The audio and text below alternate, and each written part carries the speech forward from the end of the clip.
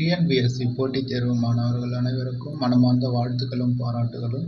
நாம் இந்த வகுப்பில் குரூப் 2 மெயின்ஸ் மற்றும் 2A மெயின்ஸ் தேர்வுக்கான முக்கியமான திட்டங்களை பற்றி பார்க்கலாம் நண்பர்களே. அதாவது 2 தேர்வுக்கும் பொதுவாக உள்ள தலைப்புகளை முதலில் பார்த்து வருகிறோம். அதன் அடிப்படையில் டெவலப்மெண்ட் அட்மினிஸ்ட்ரேஷன் ஆஃப் தமிழ்நாடு, அதாவது தமிழ்நாட்டின் வளர்ச்சி நிர்வாகம் என்ற தலைப்பை பற்றி பார்த்து வருகிறோம். முதல் தலைப்பாக தமிழ் புதல்வன் மற்றும் புதுமை பெண் என்ற 2 திட்டங்களை முதல் வகுப்பில் பார்த்திருக்கிறோம் நண்பர்களே. கண்டிப்பாக இதிலிருந்து கேள்விகள் வரும். அதற்கடுத்து 2வது வகுப்பாக இப்பொழுது விடியல் பயண திட்டம் மற்றும் மகளிர் உரிமை தொகை என்ற 2 முக்கியமான திட்டங்களை பற்றி பார்க்கலாம் நண்பர்களே. 2 தேர்வுக்குமே பயன்படக்கூடிய வகையில் நாம் ஒருங்கிணைந்து பார்த்து வருகிறோம். அதன் அடிப்படையில் ஒரு வகுப்பு பார்த்து முடித்திருக்கிறோம் நண்பர்களே. பார்க்காதவர்கள் நம்முடைய யூடியூப் சேனலிலும் டெலகிராம் சேனலிலும் பதிவேற்றம் செய்யப்பட்டுள்ளது, பாருங்கள். இப்பொழுது அதன் தொடர்ச்சியாக விடியல் பயண திட்டத்தை பற்றி இப்போது பார்க்கலாம். அதாவது பெண்களுக்கு இலவச பேருந்து பயணம்தான் இந்த விடியல் பயண திட்டம். இது எப்போது தொடங்கப்பட்டது என்று பார்த்தால் மே மாதம் 8ஆம் தேதி 2021ஆம் ஆண்டு தொடங்கப்பட்டது நண்பர்களே. அதாவது மாண்புமிகு முதல்வர் அவர்கள் பதவியேற்றது மே 7ஆம் நாள். அதனுடைய மறுநாளே இந்த திட்டத்தை தொடங்கிவிட்டார் நண்பர்களே. அதாவது மே 8ஆம் தேதி 2021ஆம் ஆண்டு இந்த விடியல் பயண திட்டம் தொடங்கப்பட்டது. இது எங்கு தொடங்கப்பட்டது என்று பார்த்தால் முதல் கட்டமாக சென்னையில் தொடங்கப்பட்டது நண்பர்களே. முதலில் சென்னையில் மே 8ஆம் தேதி 2021ஆம் ஆண்டு இந்த பெண்களுக்கு இலவச பேருந்து பயணமான மகளிர் விடியல் பயண திட்டமானது தொடங்கப்பட்டது. அதனுடைய நோக்கங்கள் என்ன என்று பார்ப்போம். அனைத்து துறைகளிலும் பெண்களின் பங்கேற்பு விகிதத்தை அதிகரித்தல், பொது போக்குவரத்தை ஊக்குவித்தல் என்ற 2 கொள்கைகளை நோக்கங்களாக கொண்டுள்ளது. அதாவது அனைத்து துறைகளிலும் பெண்களின் பங்கேற்பு விகிதத்தை அதிகப்படுத்துதல், பொது போக்குவரத்தை ஊக்குவித்தல். அடுத்து இதனுடைய அம்சங்கள். இந்த திட்டம் பெண்களுக்கு கல்வி, வேலைவாய்ப்பு மற்றும் சுகாதார தேவைகளை அணுகுவதற்கு பாதுகாப்பான பயண வாய்ப்பை ஏற்படுத்தி கொடுக்கிறது. அடுத்து இந்த திட்டத்தின் கீழ் பேருந்துகளில் சுமார் 54 லட்சம் பெண்கள் தினமும் பயணிக்கின்றனர். அதற்கடுத்து இத்திட்டத்தினை மாநில திட்டக்குழு மதிப்பீடு செய்ததில் சராசரியாக ஒவ்வொரு பெண் பயணியும் பயண கட்டணத்திற்கு ஈடாக மாதத்திற்கு 888 ரூபாய் சேமித்து உள்ளனர். 2024 பிப்ரவரி மாதம் இத்திட்டம் மலைப்பகுதிகளுக்கும் விரிவுபடுத்தப்பட்டது. மேலும் இத்திட்டமானது திருநங்கைகள், மாற்றுத்திறனாளிகள் மற்றும் அவர்களது துணையாளர்களில் ஒருவர் ஆகியோருக்கு விரிவுபடுத்தப்பட்டு பயனடைந்து வருகின்றனர். அதாவது திருநங்கைகள் மற்றும் மாற்றுத்திறனாளிகள் அவர்களுக்கு உதவியாக யாரேனும் ஒருவர் கூட அழைத்து செல்வதற்கும் கட்டணம் இல்லாமல் பயணிக்கலாம் என்று சொல்லியிருக்கிறார்கள். அதற்கடுத்து இந்த திட்டத்தின் நன்மைகள். பெண்கள் பொருளாதார மற்றும் சமூக துறைகளில் ஆர்வத்துடன் பங்கேற்க உதவுகிறது. இலவச பேருந்து பயணத்தால் கிடைக்கும் சேமிப்பு அவர்களின் உணவு, உடை, கல்வி போன்ற அத்தியாவசிய தேவைகளுக்கு பயன்படுத்த உதவுகிறது. தங்களது பயணத்திற்கு மற்றவர்களை சார்ந்திருக்க வேண்டிய அவசியம் குறைகிறது.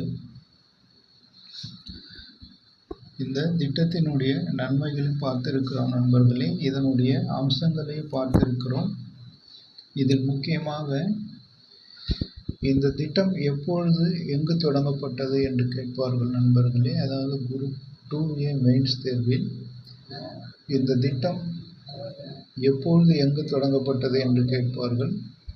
அதற்கடுத்து இந்த திட்டத்தினுடைய தகுதிகள் மற்றும் அம்சங்கள் ஏதேனும் 2 அல்லது 3 வாக்கியங்களை கொடுத்து எவையெல்லாம் சரி எவையெல்லாம் தவறு என்று கேட்பார்கள். தெளிவாக கேட்டு நினைவில் வைத்துக் கொள்ளுங்கள் நண்பர்களே. அதற்கடுத்து குரூப் 2 மெயின்ஸ் தேர்வில் இந்த திட்டத்தை அப்படியே கேட்டாலும் கேட்டு விடுவார்கள் நண்பர்களே. அதாவது மகளிர் விடியல் பயணம் திட்டத்தை குறித்து எழுது என்று கேட்டு விடுவார்கள். 10 மதிப்பெண் வினாக்களுக்கு இந்த திட்டத்தை அப்படியே எழுதலாம் நண்பர்களே. ஏனென்றால் அனைத்து விவரங்களையும் பார்த்திருக்கிறோம். தொடங்கப்பட்டது, நோக்கம், அதனுடைய அம்சங்கள் மற்றும் அதனுடைய நன்மைகள் அனைத்தையும் பார்த்திருக்கிறோம் நண்பர்களே. கேட்டு பயன்பெறுங்கள். அதற்கடுத்து கலைஞர் மகளிர் உரிமை தொகை திட்டம், அதை பற்றி இப்போது விரிவாக பார்க்கலாம் நண்பர்களே.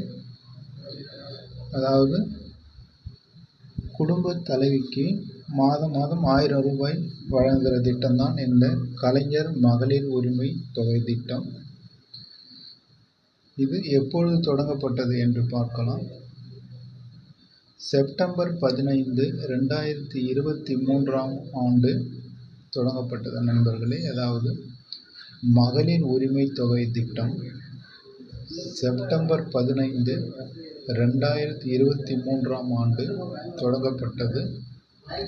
எங்கு தொடங்கப்பட்டது என்று பார்த்தால் காஞ்சிபுரத்தில் தொடங்கப்பட்டது நண்பர்களே. அதாவது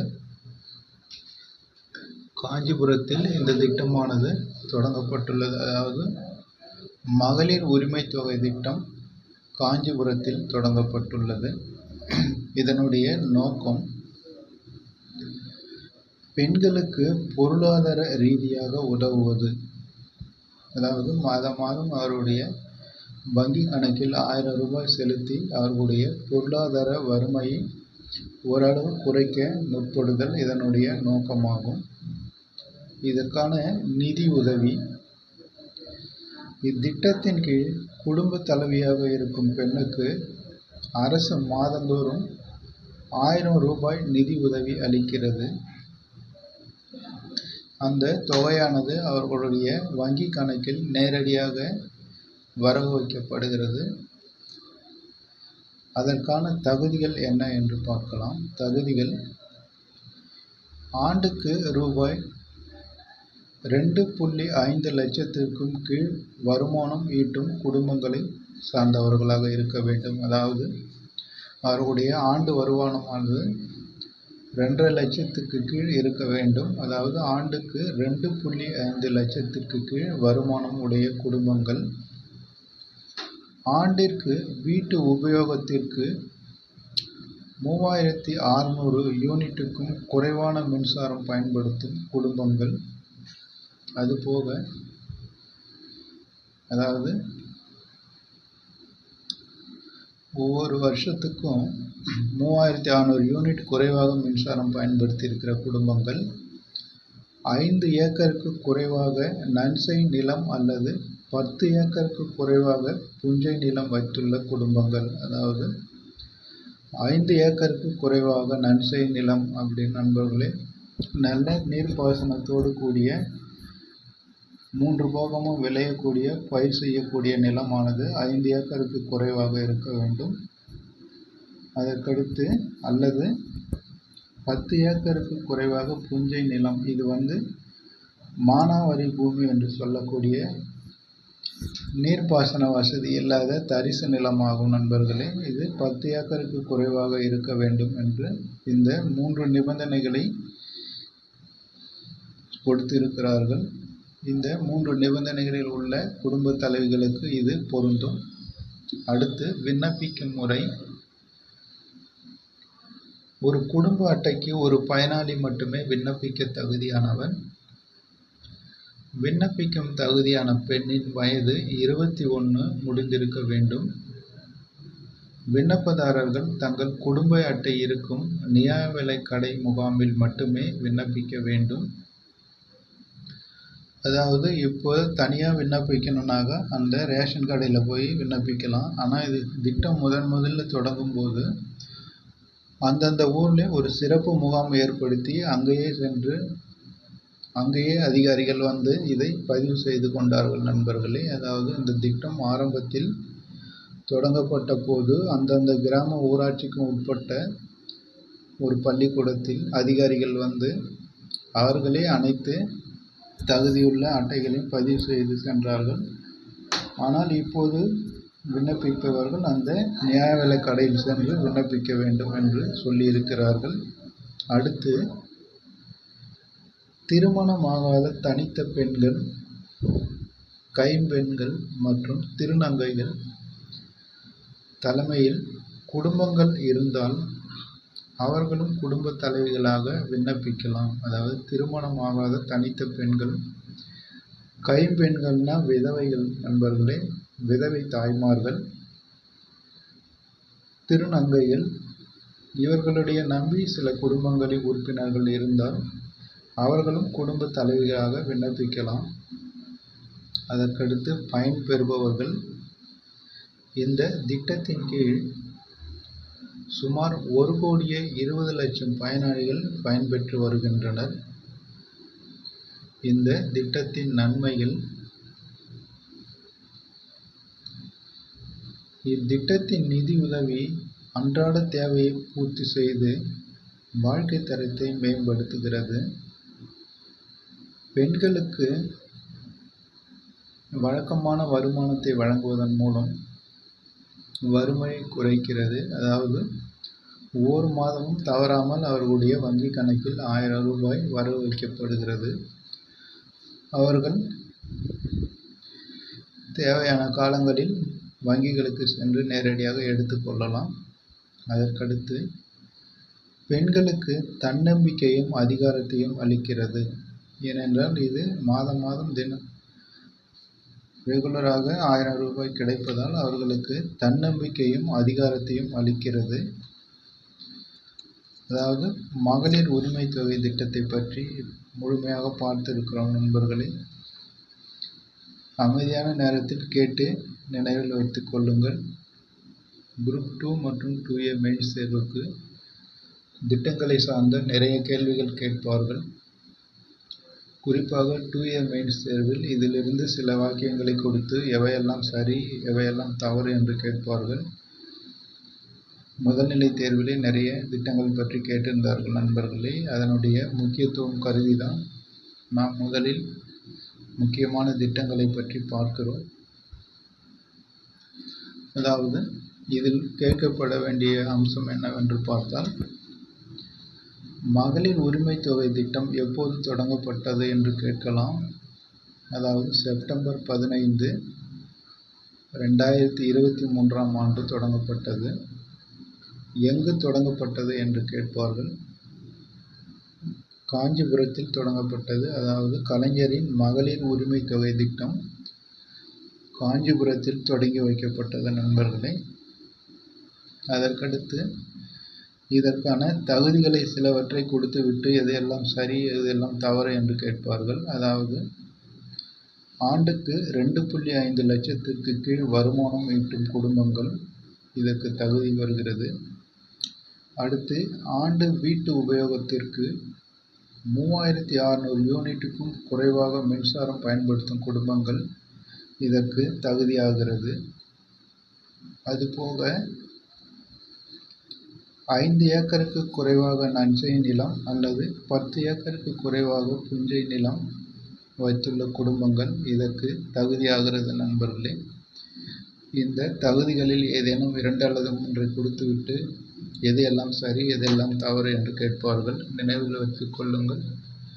அதே போல விடியல் பயண திட்டத்தை பற்றியும் கேட்பார்கள்.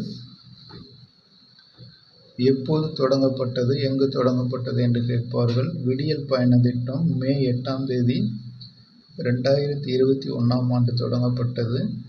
அதாவது சென்னையில் தொடங்கி வைக்கப்பட்டது. இதில் இன்னும் ஒரு முக்கியமான கேள்வி, இந்த திட்டம் மலைப்பகுதிகளுக்கு எப்போது தொடங்கப்பட்டது என்று கேட்பார்கள் நண்பர்களே. பிப்ரவரி 2024ஆம் ஆண்டு மலைப்பகுதிகளுக்கும் தொடங்கி வைக்கப்பட்டது. அதாவது முதலில் தொடங்கப்பட்டது 2021 மே மாதம். ஏறக்குறைய 3 ஆண்டுகள் கழித்து மலைப்பகுதிகளுக்கும் இந்த திட்டம், அதாவது 2024ஆம் ஆண்டு பிப்ரவரி மாதம் மலைப்பகுதிகளுக்கும் இந்த திட்டமானது விரிவுபடுத்தப்பட்டுள்ளது நண்பர்களே. இப்படிதான் கேள்விகள் கேட்பார்கள். தெளிவாக கேட்டு புரிந்து வைத்துக் கொள்ளுங்கள். கேள்விகள் எப்படி கேட்டாலும் பதிலளிக்கக்கூடிய வகையில் தயார் செய்து கொள்ளுங்கள் நண்பர்களே. அதற்கடுத்து வரும் வீடியோவில் அடுத்து சில முக்கியமான திட்டங்களை பற்றி பார்க்கலாம். ஏற்கனவே பார்க்காதவர்கள் நம்முடைய டெலகிராம் சேனலிலும் யூடியூப் சேனலிலும் இருக்கிறது, பார்த்து பயன்பெறுங்கள் நண்பர்களே. அடுத்தடுத்து வரும் வீடியோக்களில் அடுத்தடுத்து உள்ள முக்கியமான தலைப்புகளை பார்க்கலாம். முக்கியமாக உங்களுடைய நண்பர்களுக்கும் ஷேர் செய்யுங்கள், அவர்களும் பயன்பெறட்டும். நீங்கள் அனைவரும் போட்டித் தேர்வில் வெற்றி பெற்று அரசு அதிகாரியாக வேண்டும் என்று மனமாற வாழ்த்துகிறேன் நண்பர்களே. அடுத்து வரும் வீடியோவில் சந்திக்கலாம். நன்றி நண்பர்களே.